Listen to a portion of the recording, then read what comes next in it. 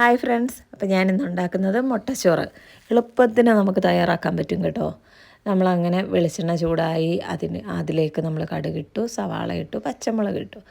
അതൊന്ന് നമ്മൾ തവിയൊക്കെ ഇട്ടൊന്ന് വഴറ്റി വരുമ്പോഴത്തേന് നമ്മളിനി എന്തെടുക്കും, ഞാനൊന്ന് ചിരിച്ചു കേട്ടോ. അപ്പോഴത്തേന് പിന്നെ ക്യാപ്സിക്കം ഇട്ടു. അതും ഒന്ന് നമ്മൾ ഇളക്കി കഴിഞ്ഞ് മല്ലിയില ഇടുന്നു. മല്ലിയില കഴിഞ്ഞ് വെച്ച് നമ്മൾ തക്കാളിക്ക ഇടും.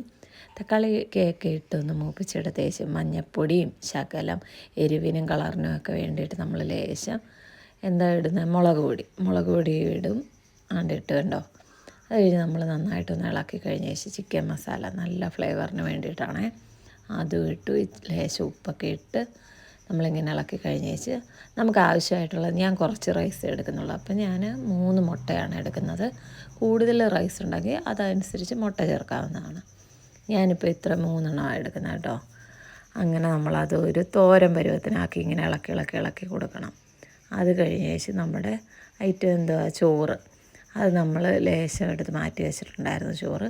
അത് നമ്മൾ ഇതിലോട്ടിട്ട് നന്നായിട്ട് ഇളക്കി കൊടുക്കണം.